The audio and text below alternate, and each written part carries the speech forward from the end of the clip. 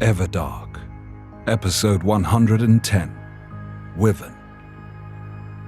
Last on Everdark, Balthazar faces off against Callie, only to realize that one of the bodies that Callie inhabited was his master's, Roan Tithe.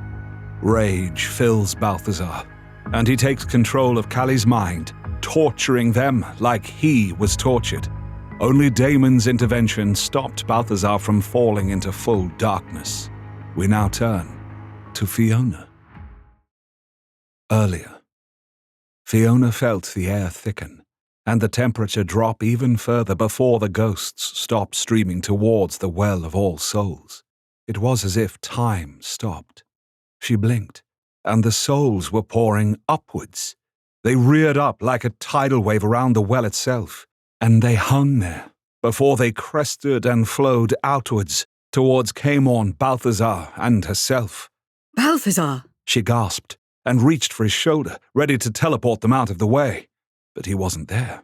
Her head jerked towards where the other vampire should have been, but instead of standing beside her, Balthazar had collapsed to the ground.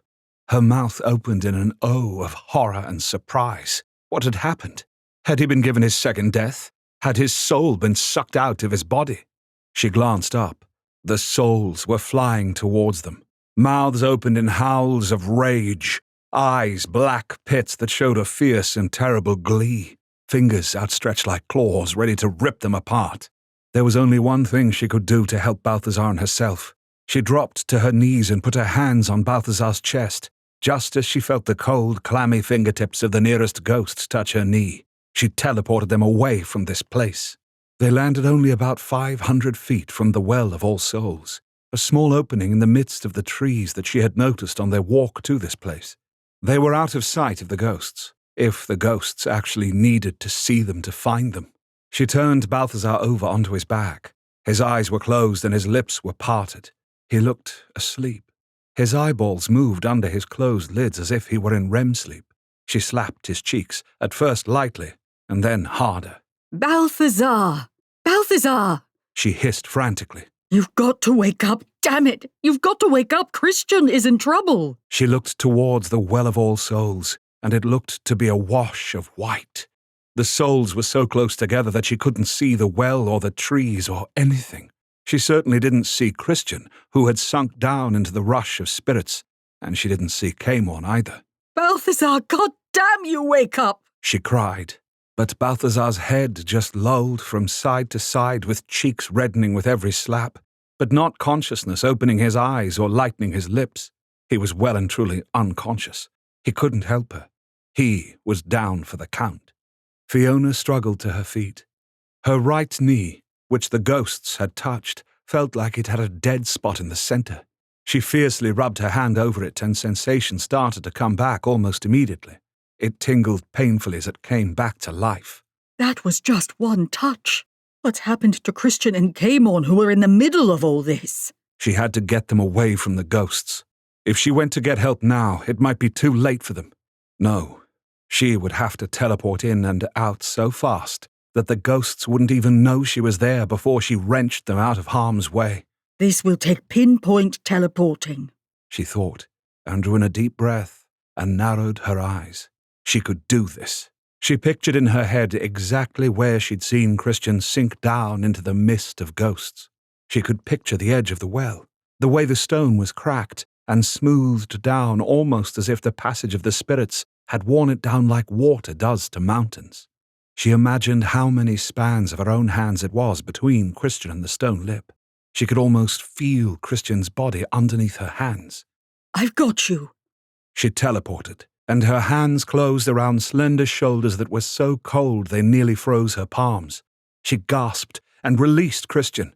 She let out a cry of despair as she couldn't see an inch in front of her face. She blindly reached out for Christian. She thought she was reaching for where his shoulders had been, but her hands encountered nothing but empty air. Christian, where are you? Reach back to me. Fiona gasped. Her teeth were chattering so badly that these sentences came out as chopped syllables and were likely unintelligible. She dropped down onto her haunches and put her hands on the ground and inched forward towards where she knew Christian ought to be. He likely had collapsed on his side after she'd let him go. Why had she let go? Damn it, I will not let Christian die. Her fingers were completely numb. She only knew that they were still on the ground and moving because she was leaning forward and resting her weight upon them as she continued to crab crawl towards Christian. Christian! Her teeth chattered like castanets. Christian? Where are you?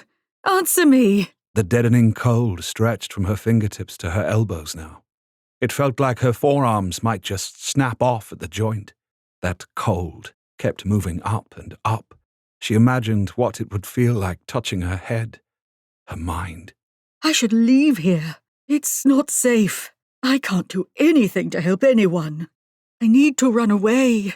Just teleport to Damon. Tell him what happened. I can't do anything.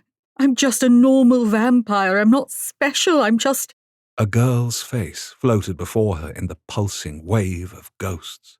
4 years old, plump cheeks, cornrows in her hair, a smile that caused dimples to form, a faint scar on her chin. Fiona tilted her head to the side. This ghost's face was familiar. But surely not. Libby had died so long ago, so very long. Please tell me she's not still here. Why hasn't she moved on?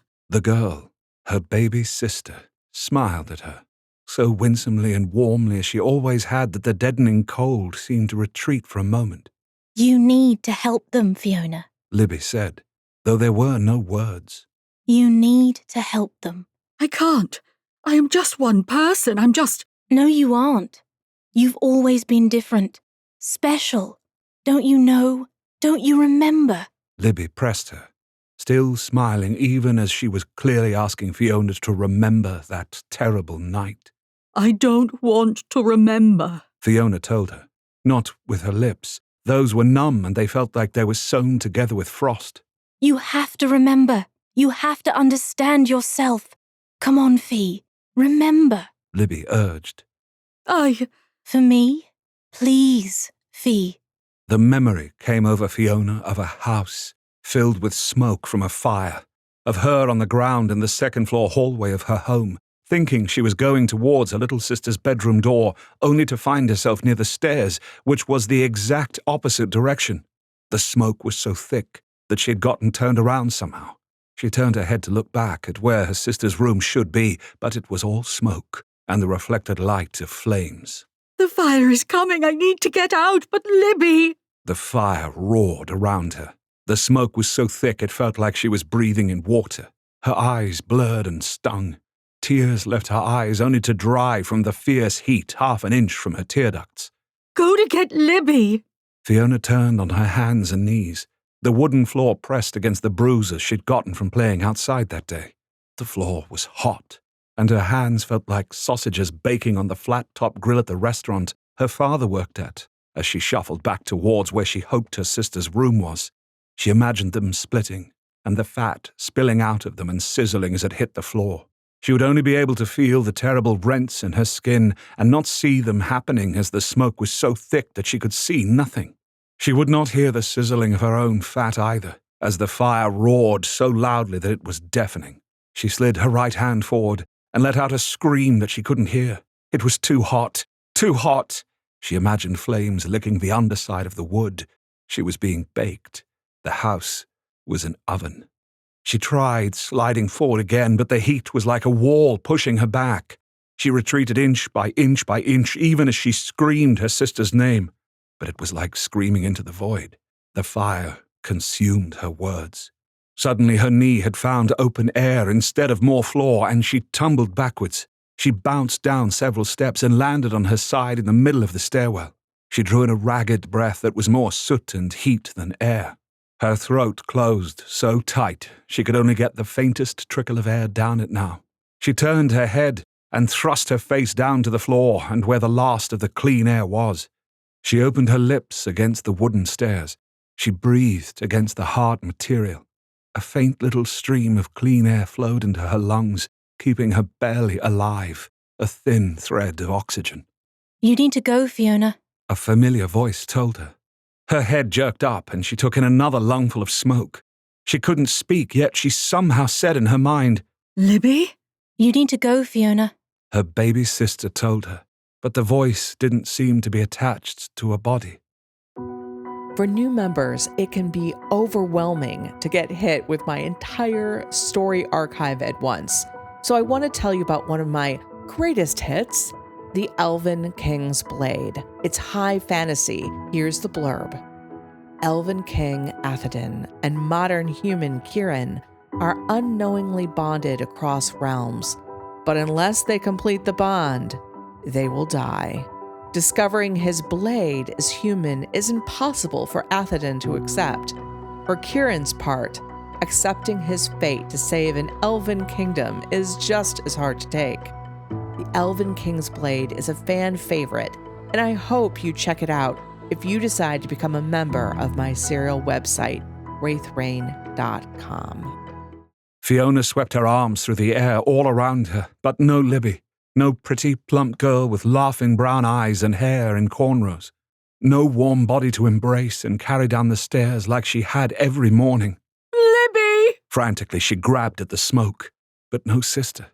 You're not bound to this place like most people are, Fiona. Her little sister, though, was it Libby?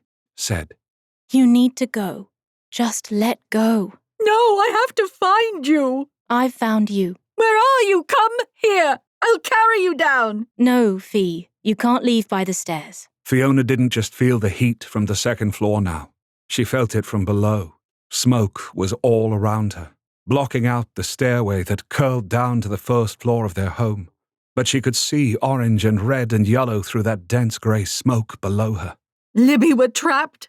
There's fire down below too. Yes, there is. You only have a few moments left. So you have to go, Fee. Her sister told her more firmly. The fire roared like an animal. She could hear the snap and crack of wood as it broke apart with the heat and the flames. There was no way down. None. I can't get out, Libby. You're not trapped. Neither of us is. Let go, Fiona. Let go. The voice said. Imagine air. Clean air. Endless amounts of it. I can't. Imagine our front yard. The white steps, the cracked path, the chalk we left there yesterday, remember? Yes. Imagine picking up the piece of pink chalk, Fee. Imagine the feel of the chalk in your hands, dry and powdery and a little silky. Can you imagine it? I can. Fiona closed her eyes to the smoke and the heat and the flames and concentrated just as her sister had said. When she opened them, she was on her knees on the pathway that led to her house. There was no smoke, only the night sky and the chirr of crickets. She blinked her raw eyes, which still stung from the smoke, but her vision cleared enough and she saw the pink chalk lying discarded on the rough stone in front of her. She picked it up. The chalk! Libby! There was an explosion and the sound of glass tinkling. Her head jerked towards her home. Libby!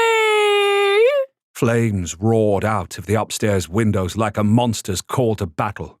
In the background, she heard the thin wail of the fire engines coming. As she watched, the flames consumed her sister's bedroom window. She knew that Libby was dead, gone to a place she could not follow. She'd been 9 when this had happened. She hadn't been a vampire yet, but she'd teleported out of danger all the same. She'd pushed all of that out of her mind. If she'd thought about it at all, she'd had believed it a dream, something of her new second life mixing with her first. But it wasn't. It was true. Fiona focused again on the spirit's face. It was Libby's face. Her sister smiled at her. How did I teleport before I became a vampire, Libby? Fiona asked. Her sister tilted her head and laughed. You know why. You can be anywhere. You can go everywhere. Nothing binds you. Because you are... Wyvern. Fiona spoke out loud. Yes, you are. Wyvern. Her sister smiled and laughed and faded into the sea of ghosts. Thank you, Libby. Warmth flooded her deadened limbs. She got to her feet. There was a wild grin on her face. She didn't blindly reach for Christian. She simply willed herself to be holding him, and she was. She then teleported them both to where Balthazar still lay unconscious. Out of the fog of ghosts, She could see that Christian was unconscious too. She gently laid his slender form against Balthazar's. Though both of them were gone from the world, they turned towards one another. They weren't asleep. They weren't unconscious from blows. She narrowed her eyes. Their souls were somehow pulled out from their bodies. Not fully, not yet. Callie had trapped them both somehow. She wasn't sure how to make that right. She worried that if she teleported them fully out of the danger, that the distance might break whatever held their souls to their bodies. This was as far as she dared to take them. Hold on, both of you. I'm getting Camorn, she said. She was back on her feet and willing herself to Camorn. He was standing, unlike the other two, but he made no sound or movement when her arms went around his waist. "Where do you think you're taking them?" a silky, smooth voice asked. She had met Artemus Elusius only once, but she recognized his voice and his body. The ghosts cleared, and she saw that there were two figures standing in the moving mists of the spirit forms. The one nearest her, the one that had spoken, was Artemus. He was beautiful, with golden hair and an angelic face. She thought to get her bow that was strapped across her back, but she'd be dead before she could move an inch. Artemus might look like a beautiful teenager, but he was not. They had stopped allowing the turning of children, even teenagers. In the past, children were treated as small adults, not as beings who hadn't fully matured yet. But they knew better now. Artemus had been created at a time before then, and Fiona understood why. He truly looked like an angel fallen to earth. "I wouldn't take Camorn and the others away from here, Fiona," Artemus said smoothly. He was dressed in a long frock coat of dark black silk, black pants and knee-high black boots with buckles. His blonde hair hung to his shoulders. Fiona thought she felt Camorn stiffen even more, if that was possible. Clearly she'd been right, that there was some problem taking them away from here. Why is that? She asked back, just as smoothly, putting on what she thought of as her order personality. The cold and unfeeling Fiona. The Fiona that was encased in ice. Like a magician, Artemus lifted up his right hand, fingers spread wide, and in between them were two gems. "Because this is where their souls are. One for Christian, one for Balthazar." Iros. She corrected. Artemis's eyebrows lifted. "Iros? Yes, I see." No, I don't think you do. Who is that? The woman. She gestured with her head towards the shadowy figure who stood like a mannequin in a shop window. "Never you mind," Artemis smiled. Is that another of Callie's forms? Can they control more than one body at a time? I see 2 gems in your hand, but not 3. Yet Camorn is not himself. Fiona kept a firm hold on Camorn. She needed the right moment to get him with the others, and then she knew exactly what she was going to do. "Camorn is my fledgling. There's no need for another cell." Artemis palmed the 2 gems after smiling at them for a moment. "I am his prison. I am his jailer." Fiona was chilled by that response. This is foolish, She said. Whatever short-term plan you have going here against Damon won't last. He'll find you. He'll destroy you. "I am not so easy to destroy." Artemis's gaze was distant. Is Callie not fully with me? Maybe distracted somehow? That's good. What is your endgame? Why are you doing this? She asked. Artemis focused on her again. There was a sheen of sweat on his head. The female figure wavered too.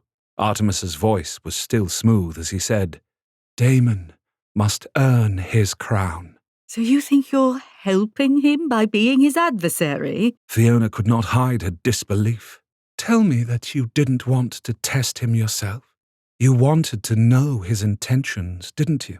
Artemis challenged her with an upraised eyebrow. She nodded. I wanted to think that we had a choice about him being king or not. That if he wasn't worthy, "Then you would deny him the throne?" Artemis nodded. Knowing what I know now, I realize how foolish that is. She answered evenly. He is beyond me, beyond you, and like it or not, he is our king. "You are right. He is inevitable, but he can learn," Artemis told her. "He can still be taught lessons, even by those beneath him." Are there any above him? She lifted an eyebrow. True, there are not. All the more reason for lessons to be taught and learned. So you're trying to teach Damon some lesson? Fiona qualified. What lesson is that? That there are consequences to leaving his responsibilities, leaving us, Artemus said. He swallowed and swayed. His face went paler than pale. The female figure went down on one knee with a shrill cry. Artemus could only gasp out, that those consequences have long shadows. Artemis's eyelids fluttered shut. That was what she was waiting for. She teleported to Artemis, her hand already in the pocket where the gems were. Artemis's eyelids flew open just as her hand closed around them. He skinned his lips back from his teeth and hissed at her. He tried to grab her, but she teleported away to Caemorn right out of his hands, and then she immediately teleported Caemorn to Christian and Balthazar. She had their soul gems, but even so, she wasn't sure if it was safe to move them from this place, so she slipped the gems into Balthazar's pocket. With one final look over her shoulder towards the well, she teleported to the one person who could fix all this. Fiona! Julian goggled as she appeared by them in what looked like a control room in a museum. Wyvern, Damon said, recognizing her. Take me to the Well of All Souls. I must end this with Callie. She nodded, and teleported herself and her king back to the Everdark. Join us next time for episode 111. Just Ask. If you don't think of yourself as that much of a reader, I understand. I don't think of myself as a typical author either. I'm a storyteller, and my only goal is to entertain you with exciting tales of romance and adventure, just like Everdark. I write what I like to read, and that's why you get hot heroes and badass villains, magical powers, fantasy worlds, and, of course, cliffhangers. It's a lot of fun for everyone, and I hope you decide to join in. The link to sign up is in the notes.